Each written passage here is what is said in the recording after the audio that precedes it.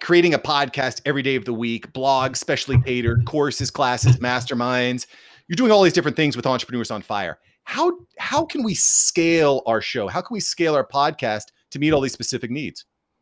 Should you scale? That's the question. Like a lot of people are just stressed about scaling and growing and how do I market this better? And I'm like, well, your podcast sucks. So you're going to scale and get more earbuds and earballs on this podcast that sucks. Like, how about you first focus on your craft? Like, how about you first create a good podcast? How about you first create a show worth listening to? And then things will grow naturally and organically. And, maybe you shouldn't be scaling and growing at a high speed right now because you're just not ready for it. So you need to be building the right way, not just the fast way. So when you want to, pour a ton of energy and potentially money and effort, into a marketing plan and people are going, they're like, oh, this show's bad. And then they're gone. Like that was a complete waste. Like you want to make sure that you are building the right foundation, working on your craft, honing your skills, becoming good at what you do so that when people do find your show or when people do listen, now they become your evangelists. Now they go to their friends and their family and they're talking about your show and you're getting these now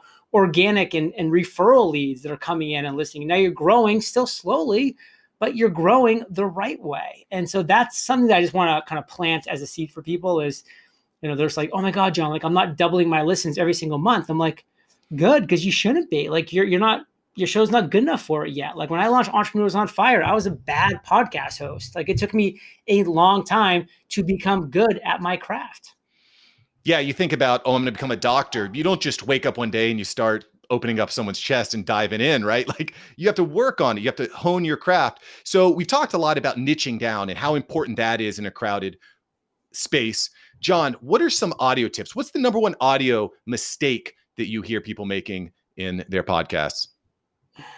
As far as audio quality, I mean, one of the biggest things that I definitely see is you're just not educating your guests that are coming on. Like my guests literally get an email walkthrough of what bad audio sounds like, why you need to be having an earbud or as you have a headset, why you need to be having, an actual microphone and not just relying on your computer to do the work for you. Like I literally am educating them on that process.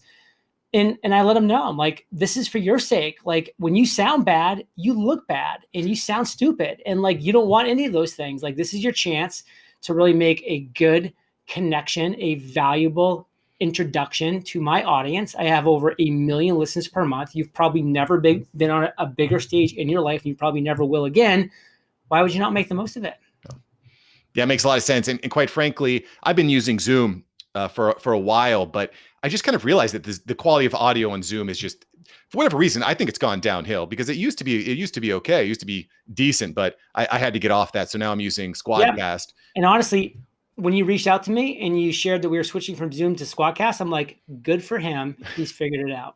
Thanks. I appreciate that. I'm a little bit inspired by listening to Entrepreneurs on Fire, right? It sounds so good. You know it. Okay, great. So we've talked a lot about creating a great podcast. So one of the things that you've been excellent at is converting these listeners into buyers. And one of the most powerful ways to do that is with affiliate marketing. Give me a tip. Give me a hot take. How can we convert listeners to purchasers through affiliate marketing? What makes you special? How are you executing so profoundly on that?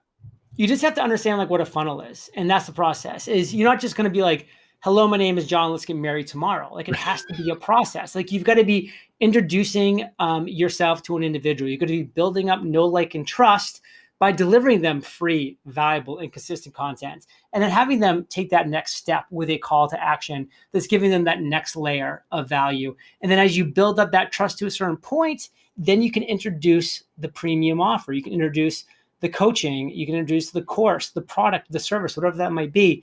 But it's a step-by-step process. That's how you win. Yeah, don't sell too quick. Just take him out to dinner a couple times first, right? I mean, that makes sense. Or her, him or her. Just take him out to dinner. Awesome. So, John, if you had to go back, start a podcast today, and it wasn't about entrepreneurship, I'm curious, what would you talk about on your podcast? Health and wellness, just because that's where my focus is right now, and because I'm curious about it, because I'm passionate about it. it would really make for, a better show for me and for my listeners, because that's a couple key ingredients to making a good show. Like the curiosity, the passion, the excitement has to be there, as well as the value, the knowledge, the skills. But I would make sure to choose a topic within that I actually had some knowledge in as well. Yeah, I'm with you there. Sometimes when you get so fired up about entrepreneurship, you end up losing your way and you build your own prison, which is something I think about quite regularly. Okay, cool. So I'm going to get into some quick rapid fire questions here with you, John. Best item for under $25. What do you need? Logitech headset. Love it. If you could wake up and only do one task for the day, what would you do? Drink water. It's a good one. Favorite subscription? Audible.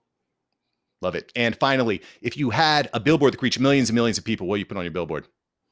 Try not to become a person of success, but rather a person of value.